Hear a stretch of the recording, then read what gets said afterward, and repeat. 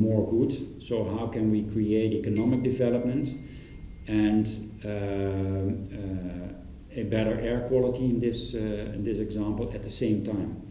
And why not create good air quality and have economic development? So those are the real questions, and that is the real future. And the legal community will also have to shift away from looking at organizing how we can make things less bad, from creating legal tools and legal instruments and laws that create a better world, not a less bad world, but a better world. And that is a shift that will happen in economics, that will happen in business models, and is on a small scale already happening in certain business models, and you know that.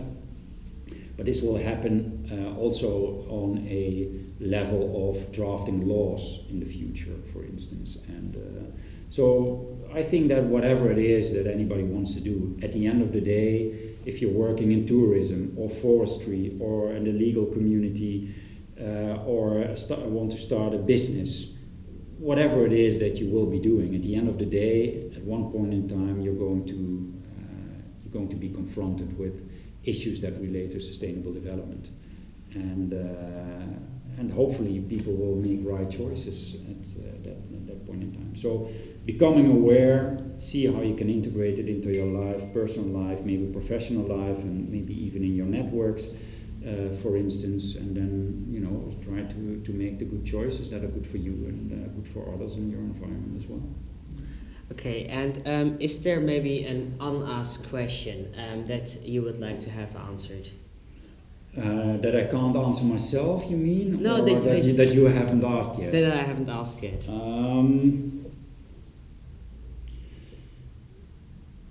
Let's see.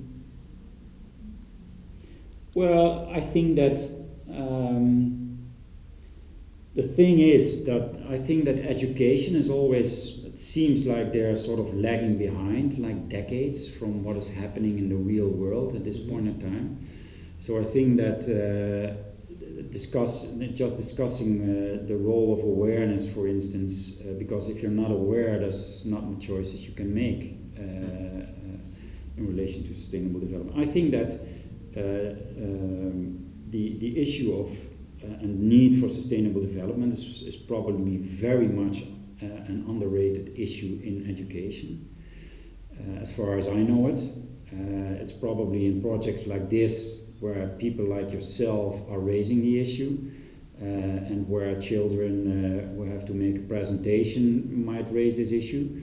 But looking at the curriculum of my own children at school, I'm not under the impression that there's much attention to these kind of issues, and a holistic view as such.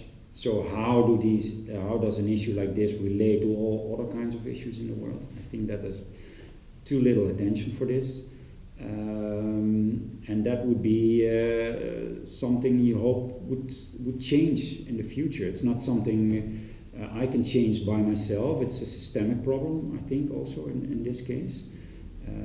But discussing things like this with people like yourself, and discussing things with my own children and their peers, etc., is a small drop in the ocean to help this bring forward. But I think that will be a very worthwhile topic to raise in school. And if teachers don't raise it, maybe the youngsters should raise it themselves, that they want to become more educated on this front. Yeah.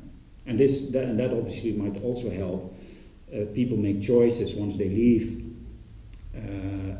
high school and enter into vocational training and university training, etc. So in that nexus between those two levels of education, I think that education in the first 6 years of high school would be, in relation to sustainable development, would be key to making the good choices afterwards. Yeah. Well, thank you very much for your time and your inspiration. All right. Oh, great. Are those the questions that you like?